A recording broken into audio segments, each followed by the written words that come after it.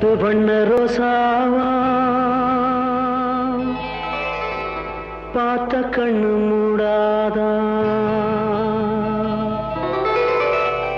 பாசம் என்னும் நேரச்சே ஆசையிலே நான் வளர்த்தே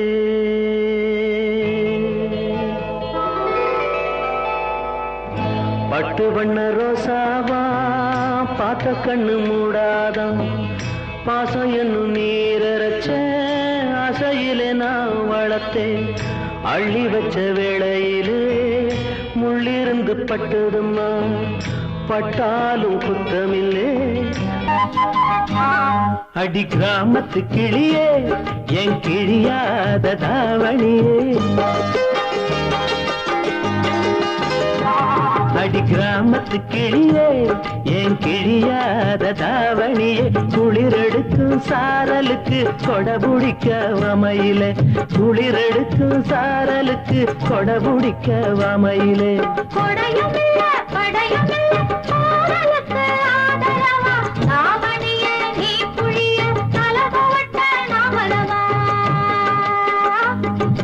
நீ நினைச்ச ஆடையெல்லாம் நீ புழிஞ்சா நீர் வடியும் நீ நினைச்ச ஆடையெல்லாம் நீ புழிஞ்சா நீர் வடியும் ஐத்த மக நாம் புழிஞ்சா அத்தனையும் தேன் வடியும் ஐத்த மக நாம் புழிஞ்சா அத்தனையும் தேன் வடியும்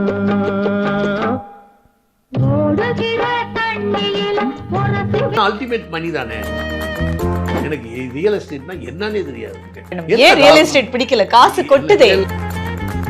கேகே நகர்ல நீங்க தான் முதல்ல ஒரு வீடு வாங்கி சினிமா ஷூட்டிங்க்கு விட்டது. நான் வீட்டில் ஒரு டைனிங் டேபிள் இருந்துச்சு. அந்த டைனிங் டேபிள சாப்பிடாத நடிகர்களே கிடையாது.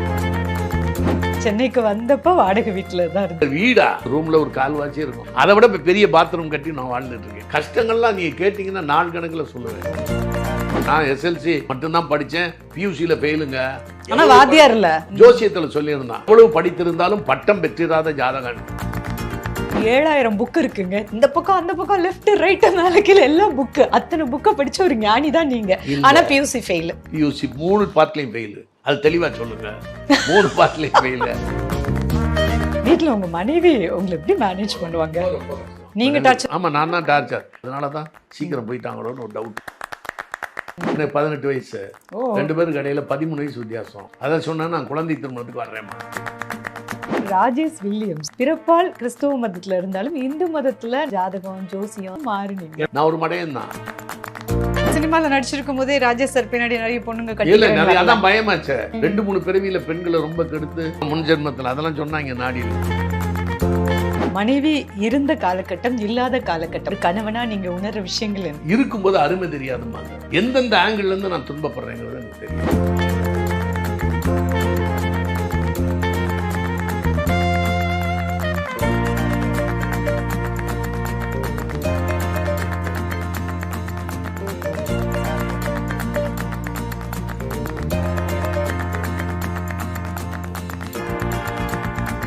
திரைத்துறையில கதாநாயகனா நடிக்க ஆரம்பிச்சு கேரக்டர் ரோல் வரைக்கும் அசத்தி இன்னைக்கும் 2K ஏரால நிறைய யங்ஸ்டர்ஸ் முதற்கொண்டு நிறைய பேருக்கு பிடித்தமான நடிகர் ராஜேஷ் அவர்கள். சார் வணக்கம். வணக்கம்மா. ராஜேஷ் சார் அப்படிங்கும்போது சினிமா துறையில உங்களை பத்தி எந்த ஒரு காசிப்பும் வரல. அதை தாண்டி நீங்களே சொல்லியிருக்கீங்க எனக்கு எந்த ஒரு கெட்ட பழக்கமும் கிடையாது அப்படின்னு.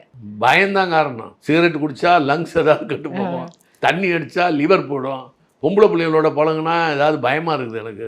அதான் பயம்தான் காரணம். கர்த்தருக்கு பயப்படுறதுல ஞானத்தின் ஆரம்பம்னாரு இயேசுநாதர். பயம் வாழ்க்கையில தேவை. பயம் கண்டிப்பா தேவை. பயந்துகிட்டே இருக்கக்கூடாது.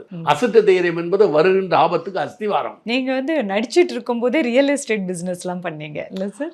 அது காலத்தின் கட்டாயம் தான். பயம்தான் காரணம். அதுக்கு மிக முக்கியம் எம்ஜிஆர் ஒய்ஃப் ஜானகி அம்மா. எம்ஜிஆரோட 4 வருஷம் பழக்கம், ஜானகியம்மோட 10 வருஷம் பழக்கம், 10-15 வருஷம் பழக்கம். என்னுடைய பழக்க வழக்கமும் என்னுடைய குணமும் கொஞ்சம் சினிமாவுக்கு அன்ஃபிட்டு தான் ஏறக்குறைய. அதனால் நான் மற்றவங்களையும் நான் சொல்லலை. பட் அப்படி இருக்கும்போது நான் பேசாமல் இருந்தேன். ஜேபிஆர் அண்ணன் தான், எம்ஜிஆருக்கு ரொம்ப வேண்டிய ஒரு ஜேபிஆர் அவர் தான் என்னை கொண்டு வந்து இந்த மாதிரி கொஞ்சம் ரியல் எஸ்டேட் பண்ணுனாரு. எனக்கு ரியல் எஸ்டேட்னா என்னன்னே தெரியாது. இன்னொன்று, ரியல் எஸ்டேட்டே எனக்கு பிடிக்காத பிஸ்னஸ். ஆகாது என்று தள்ளிய கல்லை மூளைக்கு தலைக்கல்னு அறியாசனா. அதேதான் நீங்க பிசினஸா சூஸ் அதுதான் சூஸ் எல்லாம் பண்ணல. அது வந்தது. இதுதான் அதிர்ஷ்டம். ஆமா, இதுதான் பாதையெல்லாம் மாறி வரும், பயணம் முடிந்து விடும், ஆ. மாறுவதை புரிந்து கொண்டால் மயக்கம் தெளிந்து விடும். கமல் சார் சொன்னாரு, ம். அருமையா நடிச்சுக்கிட்டு இருக்கீங்க, இந்த நேரத்துல ஏன் சரி போய் பிஸ்னஸ் போறீங்கன்னாரு. ஒரு நல்ல நடிகனை திரையுலகம் இழக்கிறதுன்னு சொன்னாரு. அப்புறம் இன்னொன்று சொன்னாரு கமல் சார், டைரக்டர் ராஜேஷா மரணம் அடைவதை விட, ம். நடிகர் ராஜேஷா மரணம் அடைவதை விட, பணக்கார ராஜேஷாக மரணம் அடைவதை நான் விரும்புகிறேன்னாரு. கமல் சார். ஆமா, அவர் சொன்னாரு. ஆனா அல்டிமேட் மணி தானே. மணி இஸ் ஆமா, அல்டிமேட். யார்த்தையும் போய் சுகமில்லைன்னு போய் கையேந்துறதோ, இல்லை எனக்கு வாய்ப்பு கொடுங்கிறது கையேந்துறதோ இதெல்லாம் கிடையாது. எவன் ஒருவன் அடுத்தவனை துதிப்பாடுகிறானோ அவன் தன்னம்பிக்கை இல்லாதவன். தன்னம்பிக்கை உள்ளவன் துதிப்பாட மாட்டான். இப்போ உங்களுடைய திறமையை நான் ஃபுல்லாக சொல்கிறேங்கிறது உங்களை துதிப்பாடுறதல்ல. நான் யாரையும் துதிப்பாட மாட்டேன். திறமை இருந்தால் தயங்காமல் சொல்லுவேன், ஜெயலலிதா அம்மா மாதிரி ஓப்பனாக அடிச்சு விட்டுருவேன். அதுக்கு நீ எல்லாத்தையும் புகழ்ந்து தள்ளி இந்திரஞ்சந்திரன் புகழ்றது கிடையாது. சோ உங்களுக்கு தெரியாத ரியல் எஸ்டேட் பிசினஸ்க்குள்ள நீங்க அதுதான் போறீங்க. ஆச்சரியம். அது எப்படி அப்புறமா அது ஒண்ணுமே பிரம்மாண்டமாக்கீங்க? இல்லை. என் கூட என் மாமா பையன், என் தம்பி ஒய்ஃப் எல்லாம் இருந்தாங்க. அவங்களாம் ஏதோ நடத்துனாங்க. நானும் கொஞ்சம் கொஞ்சம் இப்படி பார்த்தேன். எனக்கு பிடிக்காதனால அதுக்குள்ளேயே நான் போகல. அதுதான் எனக்கு வந்து கடைசி காலத்தில் என்னை வாழ்க்கையை உயர்த்திச்சு, சோறு போட்டுதுங்கிறது ஆச்சரியமான விஷயம். இது மாதிரி நிறைய சினிமா பில்லையும் நிறைய பேர் இருப்பாங்க. ஏதாவது ஒரு வேலைக்கு போயிருப்பாங்க, திடீர்னு சினிமாக்குள்ளே புகுந்து கொடி கட்டுவாங்க. அவங்களாம் சொல்லாமல் இருக்காங்க. இந்த ரியல் எஸ்டேட் ஆரம்பிச்சப்ப எல்லாரும் பல விமர்சனங்கள் பண்ணாங்க. இந்த உள்ளொன்று வைத்து புறமொன்று பேசுவதுமாங்கல்ல, உள்ளுக்குள்ள ஏன்டா இதெல்லாம் போய் பண்ணிக்கிட்டு அப்படிங்கிற சார் அருமையான முடிவு எடுத்திருக்கீங்கன்னு போய் சொல்லுவாங்க. ஆமா, போய் சொல்லுவாங்க. சரி, நம்ம கோவப்படக்கூடாது, வருத்தப்படக்கூடாதுன்னு, சார் வெரி குட், சரியான டிசிஷன் எடுத்திருக்கீங்க, வெரி குட், பெரிய ஆளா வருவீங்க அப்படின்னாரு. ஆனால் பாரதி ராஜா சார் சொன்னதான் கரெக்ட். என்ன சொன்னாருன்னா, யோ நான் நடிக்க வந்தேன், நான் டைரக்டர் ஆகிட்டேன், ப்ரொடியூசர் ஆகிட்டேன். அதே மாதிரி நீ வந்து நடிக்க வந்த, வாத்தியார் வேலை பார்த்த, ரியல் எஸ்டேட் பண்ணுறேன்னா பண்ணிட்டு போய், எது பிக்கப் ஆகுது, காசு தான் முக்கியம்னாரு. அதே மாதிரி ஜேபிஆர் என்னன்னாலும், இந்த வீட்டில் நான் இருக்கிறேன்னாலும் அதுக்கு காரணமே எம்ஜிஆரும் எம்ஜிஆர் மனைவியும் ஜேபிஆர் 3 பேர் தான். அவர்கள் 3 பேரும் பணம் எதுவும் கொடுக்கவில்லை, அவர்கள் யோசனை தான். எம்ஜிஆர் எந்த வருஷம் வாங்கினது? இது 2006. 2000. நான் அங்கே கேகே நகர்ல தான் இருந்தேன். கேகே நகர்ல நீங்க தான் முதல்ல ஒரு வீடு வாங்கி சினிமா ஷூட்டிங்க்கு விட்டது இல்லையா? நடிகர்கள் அதுக்குள்ள சவுகார் ஜானி இவங்கெல்லாம் இருந்தாங்க. நிறைய பேர் வாடகைக்கெல்லாம் விட்டாங்க. பாலாஜி சார் சொன்னார், யோ வீடு அருமையா இருக்குது, நான் வேணா மக்களின் பக்கம் ஒரு படம் பண்ணோம், இல்லை மனோரமா ஆச்சு, அவங்க வந்து எம்எல்ஏவா நடிப்பாங்க. அந்த வீடு உங்க வீடு? அந்த வீடு எங்க வீடு. ரஜினி சார் படம் என்ன படம்னு சொல்ல முடியுமா சார்? தாய் வீடு, என்ன நிறைய படங்கள், ஹிந்தி படம், தெலுங்கு படம், மலையாள படம் எல்லாமே இல்லை. என் வீட்டில் ஒரு டைனிங் டேபிள் இருந்துச்சு. அந்த டைனிங் டேபிளில் சாப்பிடாத நடிகர்களே கிடையாது. அது இன்னும் பத்திரமா வச்சிருக்கேன். என் மகன்கிட்ட சொல்லுவேன், எதை விட்டாலும் இந்த டேபிளை மட்டும் விட்டுறாத, அத்தனை பேர் சாப்பிட்ருக்காங்க. அதை இது பண்ணிட்டு புதுப்பிச்சுக்கிட்டே இருக்கேன். நான் 86ல் பண்ணது அந்த டேபிள். 87ல் நான் சொன்னது இவங்கெல்லாம். அப்ப சென்னையில மட்டும் எத்தனை வீடு வாங்கி வித்திருப்பீங்க சார்? இல்ல 4 வீடு வாங்கினேன், 2 வீடு வித்துட்டேன். ஏன் ரியல் எஸ்டேட் பிடிக்கல? காசு கொட்டுதே. இல்ல, பணம் வந்து கொட்டுது, பணம் மேல ஆசை இருக்கு எல்லாருக்கும். பெரிய பணக்காரனாக வேண்டும், பெரிய பதவியை அடைய வேண்டும், பெரிய நடிகராக வேண்டும் என்ற ஆசை எனக்கு கமாவாகவும் ஃபுல் ஸ்டாப்பாகவும் வைத்தது யாரென்றால் மக்கள் திலகம் எம்ஜிஆர். அவரை நான் பார்க்கும் பொழுது எனக்கு வயசு 36. அமெரிக்காவிலேருந்து வந்து அவர் பட்ட கஷ்டம், அவர் எப்படி செக்ரட்டரியேட் போகிறாரு, எவ்வளோ கஷ்டப்படுறாரு, வீட்டுக்குள்ளே அவருடைய உள்மன போராட்டம், இதெல்லாம் நேரடியாக பார்க்கும் பொழுது பெரிய பதவியை நாம் அடையக்கூடாது, செகண்ட் ரோவிலே இருக்கணும் அப்படிங்கிற முடிவு எடுத்துட்டேன். அப்பயே ஸ்கூல் பீப்புள் லீடராவோ கிளாஸ் லீடராவோ நான் ஆக மாட்டேன், வேணவே வேணாம்பேன். அது ஃபர்ஸ்ட் பிளேஸ் வேணும்னு நினைப்பாங்கல்ல. அது என்ன அப்படின்னு கேட்டிங்கன்னா, இந்த உலகத்தில் மனிதர்களை 3ஆ பிரிக்கிறாரு அர்னால்டு டாயன்பி. ஃபர்ஸ்ட் யாருன்னா leaders and creators 3%. Karl Marx creator, Lenin leader. இதுலேருந்து உதாரணம் பார்த்துக்கோங்க மற்ற எல்லாரையும். இந்த 3% நான் போக விரும்பவில்லை. மிச்சம் உள்ளது 17%. இந்த 3% பிடிப்பதற்கு பாடுபடுகிறார்கள் அவர்கள். மிச்சம் 80% சாதாரணமாக காலாட்டிக்கிட்டு 3 வேளை சாப்பிட்டுக்கிட்டு அடுத்தவனை கிண்டல் பண்ணிக்கிட்டு விமர்சனம் பண்ணிக்கிட்டு ஜாலியாக இருக்கிறவங்க 80%. அவருடைய ஹியூமன் கேட்டல்ங்கிறாரு. யாரு? மனித மிருகங்கள்ங்கிறாரு, ஸ்பீக்கிங் அனிமல்ஸ் அப்படிங்கிறாரு. அது வந்து எனக்கு 17 போதும். எம்ஜிஆர் அவர்களை பார்க்கும்போது உங்களுக்கு அப்படியே இருந்ததா? பார்த்தேன், ஜெயலலிதா அம்மா பார்த்தேன், இவர் கலைஞரை பார்த்தேன், எல்லா இன்னும் சொல்லக்கூடாத ஆட்களை எல்லாம் பார்த்தேன். எனக்கு எம்ஜிஆர் தான் முதல் கதைத்திருப்போம். அவங்க ஒரு நிம்மதியான ஒரு வாழ்க்கை அவர் பட்ட கஷ்டங்கள் தான். ஒரு ஃபர்ஸ்ட் இடத்துக்கு வந்துட்டு அதை கீழே விழாம ஆடிக்கிட்டே இருக்காங்க பாருங்க. அது பாவம். அது ரொம்ப அது தேவையே இல்லை. ஒரு மனிதனுக்கு வந்து இப்போ இந்த வீடு இருக்குது, 6000 ஸ்கொயர் ஃபீட் என் வீடு, 3 வேளை சாப்பாடு இருக்குது, டைனிங் டேபிள் இருக்குது, சமைச்சு போகிறதுக்கு ஒரு சமயக்காரமாக இருக்காங்க. என் ஒய்ஃப் இறந்துட்டாங்க, 12-13 வருஷம் ஆச்சு. நல்லா சமைச்சு சாப்பிட்டு வேலைக்கு நல்லா சாப்பிட்டுட்டு நல்லா தான் இருக்கேன் ஆள். எனக்கு இப்போ 76 நடந்துக்கிட்டு இருக்கு. அப்போ இது போதும் லைஃப்பில். ஃபஸ்ட்டுக்கு இடத்துக்கு வரேன்னு முயற்சி பண்ணால் அதுக்கு நிறைய பாடுபடணும். எல்லாருடைய விமர்சனத்தையும் தாங்கணும். நான் இப்போ ஏதாவது அரசியல் கட்சி ஆரம்பிச்சேன்னா என்ன சொல்லுவாங்க, டேய் நீ வடமதுரையில் என்ன பண்ணேன்னு எனக்கு தெரியுமா, அணைக்காட்டில் நீ என்ன பண்ணே தெரியுமா, வடமதுரையில் கொய்யாப்பழம் திருடி நீ மாட்டியிருக்காயே அப்படின்னு சொல்லி இல்லாத பொல்லாதெல்லாம் என்னென்ன பண்ணமா. யாராவது ஒரு பொண்ணை நம்ம பார்த்து விரும்பி லவ் லெட்டர் கொடுத்துருப்போம், அதை இப்போ எடுத்துகிட்டு வருவாங்க. நிம்மதியாக இருக்கேன், வேணாம்ப்பா விட்டுருங்க. ஆமாம், அதெல்லாம் வேணாம்ப்பா. ஏவிபின்னு சொல்லுவேன் நான், ஆளை விட்டா போதும். ஏவிபியுமே எப்படி எம்ஜிஆரை பார்த்து நான் நடிக்க வேண்டும் என்று ஆசைப்பட்டேனோ, சிவாஜி கணேசனை பார்த்து அந்த குடும்பத்தை எப்படி வைத்து கொள்ள வேண்டும், சிவாஜி கணேசனை பார்த்து ஒரு குடும்பஸ்தனாக வேண்டும் என்று அவரை போலவே நான் வாழ்ந்தேனோ, எம்ஜிஆரும் சிவாஜியும் எனது 2 கண்களை போல். நான் அடிக்கடி அந்த ஃபோட்டோ 2 பேரையும் வர்ற மாதிரி ஃபோட்டோ வச்சுருப்பேன். அப்பா சொல்லுவேன், உங்கள் 2 பேரால தான் நான் ட்ரெயின் ஏறி வந்தேன். ஏதாவது கஷ்டப்பட்டேன்னா இந்த ஃபோட்டோவை தூக்கி வெளியே போட்டுருவேன். அப்புறம் நான் அந்த வீடெல்லாம் கட்டி நல்லா வாழ்ந்த பிறகு அந்த ஃபோட்டோ அதே இடத்துல தான் அப்படியே இருக்குது, தூக்கி போடலை. அவங்க 2 பேரால தான் நான் இன்னைக்கு வந்தேன். சென்னைக்கு வந்தப்போ வாடகை வீட்டில் தான் இருந்திருப்பீங்க. நீங்க வேற வாடகை வீடா, ரூமுங்க. எங்க சித்தி வீட்டில் இருந்தேன், அப்புறம் எங்கள் மாமா வீட்டில் இருந்தேன். அப்படியே ஒன்றா இது கடைசியில் ஒரு சின்ன இந்த ரூமில் ஒரு கால்வாச்சி இருக்கும், அதில் போய் இருந்தேன். அதெல்லாம் என் பயோகிராஃபியில் எழுதுறேன். அமிதாப் பச்சனால படுக்க முடியாது என் வீட்டில் ரூமில், அவ்வளோ சின்ன. அதை விட இப்போ பெரிய பாத்ரூம் கட்டி நான் வாழ்ந்துட்டு இருக்கேன். கஷ்டங்கள்லாம் நீங்கள் கேட்டிங்கன்னா நாள் கணக்கில் சொல்லுவேன். என்னுடைய காலகட்டங்கள் அந்த மாதிரி. 62 சைனா வார் வந்துச்சு, அப்போ அரிசியெல்லாம் கிடைக்கல. மிடில் கிளாஸ் ஃபேமிலியில் லோயர் மிடில் கிளாஸ் தானே, ரொம்ப அப்பா அம்மா 2 பேரும் சம்பாதிக்கிறாங்க, வாடகை வீட்டில் இருக்கும். 5 ரூபா வாடகை வீடு 15 ரூபா வரைக்கும் வந்துச்சு. 3 நல்ல நெய்யெல்லாம் கிடைக்கும், கறியெல்லாம் கிடைக்கும், மட்டன் கிடைக்கும், சாப்பாடு கிடைக்கும். செலவுக்கு காசு இருக்காது கையில். மாசமானா கஷ்டம். ஏன்னா கறிக்கடைக்காரன் எப்போ வேணாலும் காசு வாங்குவான். ஆனால் உங்கள் வீட்டில் படிக்க வச்சாங்க. இப்போ நீங்கள் பச்சையப்பன் காலேஜில் சேர்ந்துட்டு அது வந்து பச்சையப்பன் கல்லூரியில் வந்து ஈவினிங் காலேஜ் போய் சேர்ந்தேன். நான் எஸ்எல்சி மட்டும்தான் படித்தேன், பியூசியில் ஃபெயிலுங்க. எவ்வளோ செகண்ட் கிரேடு அப்புறம்ல போனேன், எஸ்எல்சி வரைக்கும் படிக்கலாம். எங்க நான் படித்தேன், சிவாஜி என்ன தான் சொல்லுவார், இப்படி நீ படம் பார்த்தீங்கன்னா எங்க படிச்சிருக்க போற அப்படின்னு. அப்படியே அது அப்பா ஆரம்ப காலத்தில் உள்ள டோன் எனக்கு வராது, கடைசி காலத்தில் உள்ள டோன் தான் வரும். ரொம்ப தவறு அது.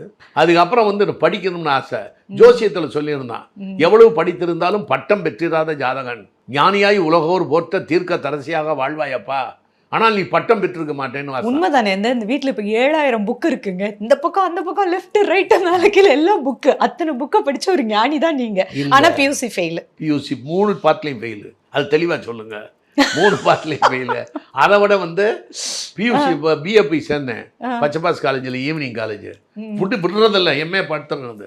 அங்கே போய் நான் பேச ஹிஸ்ட்ரியை பார்த்துட்டு, அட ஏன் பிஏ படிக்கிறேன், எம்ஏ அப்பியர் பண்ணுவோம். உடனே எம்ஏ சேர்ந்தேன். எம்ஏ சேர்ந்து சும்மா பேசுகிற ஹிஸ்ட்ரி எல்லாம் பார்த்துட்டு, என்ன எப்படி ஹிஸ்ட்ரி பேசுகிற அப்படின்னு சொல்லிட்டு, ஏன்னா அது இங்கிலீஷ் படங்கள்லாம் நிறையா பார்த்தது, அதை எடுத்து பழைய ஹிஸ்ட்ரி எல்லாம் படித்தேன். அப்புறம் அதெல்லாம் அந்த சினிமா ஸ்டைல்லே சொல்லுவேன். அதனால் எம்ஏ படித்தேன். இப்போ எம்ஏ சேர்ந்து ஒரு 3 மாதம் 4 மாதத்தில் எக்ஸாம் வர்றதுக்குள்ளேயே எனக்கு கன்னி பருவத்தில் சான்ஸ் கிடைச்சிருச்சு.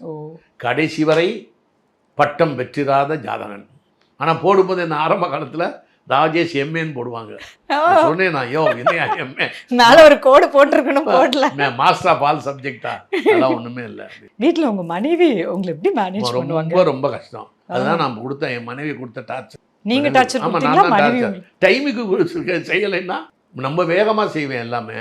ஆமாம், வந்து இப்போ காரை நிப்பாட்டுறது, வந்துடுறது, 8 மணி காலையில் 5 மணிக்கு எந்திரிக்கிறது, இதெல்லாம் இருக்குல்ல. அவங்க அப்படி எந்திரிக்க மாட்டாங்கல்ல, பொதுவாக லேடிஸ் மெதுவாக எந்திரிப்பாங்க. அதில் வேலையாட்கள் 4-5 பேர் இருந்தால் இன்னும் சோம்பேறித்தனம் வரும். பாவம் கஷ்டப்பட்டு தான் ஒரு வேலை, அதனால தான் சீக்கிரம் போயிட்டாங்களோன்னு ஒரு டவுட் இருக்கு எனக்கு. எப்படி சார் இப்படி ஒத்துக்கிறீங்க? நான் டார்ச்சர் பண்ணி தான் என் பொண்டாட்டி டார்ச்சர்ங்கிறது குடிச்சிட்டு வந்து அடிக்கிறது அதெல்லாம் இல்லை, டைம் கீப் அப் பண்ணுறது. அவன் மேலேருந்து ஒய்ஃப் இறங்கி வரதுக்குள்ளே நான் 2 இட்லி சாப்பிட்ருவேன். அதெல்லாம் ரொம்ப அண்டர்ஸ்டாண்டிங். நான் தூக்கி வளர்த்த புள்ள. அக்கா மக சின்ன பிள்ளையில நான் காலேஜ்லேருந்து வரும்போது என்ன வயசு இருக்கும், அவங்களுக்கு வந்து 62, 6 வயசு, எனக்கு 18 வயசு. 2 பேருக்கு இடையில 13 வயசு வித்தியாசம். சின்ன பிள்ளையிலே மடியில் படுத்துக்கும். அந்த மடியில் படுத்து அதுதான் இப்படி என்னை பார்க்கும்போது கண்ணில் பதிவாயிடும்ல, அதுதான் என்ன கல்யாணம் பண்ணணும்னு ஆசை வந்து. இவன் தான் ப்ரொடெக்டர் போல இருக்கு. அதனாலதான் சின்ன பிள்ளைகளை யார்ட்டையும் கொடுக்காதேம்பாங்க. பெரிய பணக்கார வீடுகளை பார்த்தீங்கன்னா தெரியும், கொடுக்க மாட்டாங்க. உங்களுக்கு இப்ப அக்கா மக மடியில படுத்து என்னை பார்த்தாங்க, அதுதான் என்ன விரும்பினது காரணம், அவங்க விரும்பினது காரணம். நீங்க எனக்கு வந்து கடைசி ட்ரெயின், வேற எதுவும் ட்ரெயின் கிடைக்கல. என்ன இப்படி சொல்லிட்டீங்க? ஓப்பனா சொல்றேன். இந்த வயசு 34. சினிமால வந்து அதுக்குள்ள நடிச்சு ஹீரோலாம் ஆயிட்டீங்க. 29 நடிக்க வந்தீங்க. 4 வருஷம் ஆச்சு. அப்ப நிறைய சினிமால நடிச்சிருக்கும் போதே ராஜேஷ் சார் பின்னாடி நிறைய பொண்ணுங்க இல்ல, நிறைய கட்டி அதான் பயமாச்சே. அதுக்கு என்ன காரணம்னு பார்த்தேன். 2-3 பிறவியில பெண்களை ரொம்ப கெடுத்து பேச்சுலராவெல்லாம் இருந்து கல்யாணம் ஆகாம ஆகியிருக்கேன். ஆமா ஆமா, முன் ஜென்மத்துல அதெல்லாம் சொன்னாங்க நாடியில. அதெல்லாம் தெரிஞ்சுக்கிட்டு தான் அதை பயமே, ஃபோபியான்னு பேர் அதுக்கு பேரு. அதனால தான்டா உனக்கு கல்யாண சுகமே கிடையாது, வாழ்வில் கல்யாணம் பண்ணாலும் பாதி இது ஆள்தான் இன்னும் மனைவி என்னோட உயிரோடு இருப்பாள் அப்படின்ட்டான். அதனால தான் நான் இப்படி ஆகிப்போச்சு. அது நீங்க கன்னி பருவத்தில் முத படம் எப்படி? ஆமா, நான் பார்த்திருக்கேன் அந்த படம். அந்த படமும் என் லைஃப் ஒட்டு வருதா? அந்த படத்துல வந்து வடிவுக்கர் செம்மா உங்களோட மனைவி இல்லையா, பாக்யராஜ் சார் வருவாரு. முத படமே அப்படிதான் அமைஞ்சது. படம் அமைச்சதும் அப்படிதான் அப்படின்றீங்க. தான். சரி, பார்க்கும்போது ஆடியன்ஸ் எல்லாம் தப்பா நினைச்சுக்க போறாங்க. சாருக்கு 2 புள்ள இருக்கு, 2 பேரையும் கட்டி கொடுத்தாச்சு. அதெல்லாம் கட்டி கொடுத்தாச்சு. அதெல்லாம் ஒண்ணுமே இல்லை. ஓப்பனா பேசுறது. Super sir, super. மனைவி மறைந்து 12-13 வருஷம் ஆச்சு அப்படின்னு சொன்னீங்க. மனைவி இருந்த காலகட்டம், இல்லாத காலகட்டம், ஒரு ஆணா ஒரு கணவனா நீங்க உணர்ற விஷயங்கள் என்னென்ன சார்? நிறைய சொல்ல முடியாது தனியா. அதான் வாலி சொல்வாள், நாமெல்லாம் இழந்தவர்கள் இல்லையா, மற்றவர்கள் துறந்தவர்கள் என்பார். டைவர்ஸில் 2 டைவர்ஸ் இருக்கு. கோர்ட்டில் போய் டைவர்ஸ் வாங்குறது இருக்கு, மென்டலாகவே டைவர்ஸ் ஆகி வீட்டுக்குள்ளேயே கணவன் மனைவிகள் 2 பேரும் சேர்ந்து வாழாமல் இருப்பதே அது ஒரு டைவர்ஸ். சில பேர் டைவர்ஸி ஆகிடும், சில பேர் விடோ ஆகிடுவாங்க, விடோயர் ஆகிடுவாங்க. இதெல்லாம் பல்வேறு. அது இருக்கும்போது அருமை தெரியாதும்பாங்க. என் மனைவி இறந்த பிறகு தான் எந்தெந்த ஆங்கிள்லேருந்து நான் துன்பப்படுறேங்கிறது எனக்கு தெரியுது. அதில் சந்தேகமே இல்லை. அதில் நான் வந்து அவ்வளோ கஷ்டப்படுறேன். ஏன்னால் 29 வருஷம் நான் வாழ்ந்தேன். இதில் இன்னொரு பெரிய ஆச்சரியம் என்னன்னா, எங்கள் அப்பாவுடைய அப்பா இல்லை, அவரும் 29 வருஷம் தான் வாழ்ந்தார். அந்த 29 வருஷத்தில் 13 பிள்ளை பெற்றாரு. ஏறக்குறைய 2 வருஷத்துக்கு ஒரு பிள்ளை. ஒரு கணவன் மனைவி உறவு எப்படி இருக்கணும் அப்படிங்கிறது கணவன் மனைவியெல்லாம் யாரும் ஒத்துக்க மாட்டாங்க இன்னைக்கு. நான் கன்சர்வேட்டிவ்மாங்க என்னை பார்த்து. உலகத்திலேயே மிக அற்புதமான, மிக தெய்வீகமான, மிக வந்து ஆத்மார்த்தமான ஒரு நட்பு, ஒரு அன்பு, ஒரு உறவு, ஒரு சிநேகிதன், ஒரு தாய், ஒரு நண்பன், ஒரு மந்திரி, ஒரு கேர்ள் ஃப்ரெண்டு, இவைகளெல்லாம் அனைத்தும் சேர்ந்த மொத்த உருவம் தான் மனைவி. அது மொத்த உருவம் தான் கணவன். அவர்கள் 2 பேரும் பயணிக்கிற வாழ்க்கை தான் புனிதமான வாழ்க்கை. அதை விட்டுவிட்டு அவர்கள் இஷ்டப்படி வாழ்ந்தா அவ்வளோதான் அவங்க வாழ்க்கை. ட்ராஜடி தான். திருமணத்துக்கு முன்பாக எவனை லவ் பண்ணக்கூடாது. லவ் பண்ணால் அதான் ஃபிக்ஸேஷனில் இருக்கும். அதனால தான் சீக்கிரம் கல்யாணம் பண்ணி வச்சாங்க எல்லாம். அதை சொன்னால் நான் குழந்தை திருமணத்துக்கு வர்றேம்பாங்க. எது வேணாலும் எடுத்து பேசலாம் நம்மளை. உண்மை அதுதான். மிக அருமையான வாழ்க்கை. என் மனைவி வந்து என்னுடைய ரொம்ப க்ளோஸு. நாங்களாம் அன்பாக தான் இருந்தோம். பிரிந்தது நான் ஸ்ட்ரிக்டாக இருந்தது அவங்களுக்கு வேதனையாக இருந்திருக்கலாம். அதுதான் நான் டார்ச்சர்னு சொன்னேன். டார்ச்சர்னு அடிக்கிறது கிடையாது. அவன் மனம் புண்படும்படி நம்மளுடைய வேகத்திற்கு அவர்கள் வரவில்லை என்றால் அதுவுமே தான். 2 பேரும் கிளியர் அண்டர்ஸ்டாண்டிங்கில் இருக்கணும். கல்யாணத்துக்கு முன்னால் 2 பேருக்கும் வந்து இது கவுன்சிலிங் பண்ணணும். வாழ்க்கைன்னா என்ன, எப்படி இருக்கணும் அப்படின்னு. ராஜேஷ் வில்லியம்ஸ் உங்க பேரு. பிறப்பால் கிறிஸ்தவ மதத்துல இருந்தாலும் இந்து மதத்துல பின்பற்றக்கூடிய நிறைய விஷயங்கள், ஜாதகம், ஜோசியம், சாஸ்திரம், இதெல்லாம் நீங்க எப்ப கத்துக்கிட்டீங்க, எப்ப மாறி? அதுக்கு வேற என்னன்னா, நாங்கள் 8-9 தலைமுறை நாங்கள் கிறிஸ்டியன். எனக்கு ஜோசியத்து மேலே ஈடுபாடு வந்தது 11 வயது எனக்கு. எங்கள் அத்தை ஒருத்தவங்க, அந்த அத்தை வந்து பிறந்தது 1912. அவங்க பிறந்தப்போ ஒரு ஜோசியக்காரன் எழுதி கொடுத்தான். அப்படியே அந்த 10 லைனு நடந்துருச்சு. இந்த பெண் பிறப்பது ஒரு நாடு பட்டுக்கோட்டை, வளர்வது ஒரு நாடு சிங்கப்பூர், திருமணம் முடித்து போவது ஒரு நாடு பர்மா. தன்னுடைய பிறந்த நாட்டிற்கே வந்து 1942 பாம்பிங்கில் பர்மா விட்டு ஓடி வந்து நடையாக வந்து கல்கத்தா வந்து அங்கேருந்து வந்தாங்க. அப்போ அங்கேருந்து பட்டுக்கோட்டை பக்கத்தில் உள்ள கிராமத்தில் இருந்து தன்னுடைய 48வது வயதில் வயிற்றில் புற்றுநோய் கண்டு மரணம் அடைவாள் அப்படி எழுதி கொடுத்துட்டான். குழந்தை பிறந்து 1/2 மணி நேரத்திற்குள் 10 லைன் தான் அது இருக்கு. இன்னும் அவள் 1912 என்னாச்சு, 1960 அத்தை இறந்துட்டாங்க. Abdominal cancer. அது எனக்கு பாதிச்சிருச்சு. எனக்கு 11 வயசு அப்போ. எனக்கு 1960 எங்கள் அத்தை சாகும்போது என்ன இதுக்குள்ளே ஏதோ இருக்கு அப்படின்னு சொல்லி தேடல். ஜோதிட சம்பந்தமாக எல்லாத்தையும் அனலைஸ் பண்ணேன். 50 ஆண்டுகள் அனுபவத்தை தான் நான் ஒரு புக்காக போட்டேன், ஜோதிடம் புரியாத புது. அப்புறம் ஆனால் உங்கள் வீட்டில் குடும்பத்தில் எதுவும் அவங்களுக்கெல்லாம் எதுவுமே தெரியாது. எங்கள் ஊர்லேயே யாருமே ஜோசியம் பார்த்து கல்யாணம் பண்ணதே இல்லை. நானும் ஜோசியம் பார்த்து கல்யாணம் பண்ணல. எனக்கு அதில் தான் பெரிய, என்னை பார்த்தா கான்ட்ரடிக்டியாக தெரியும் உங்களுக்கு பார்த்தா.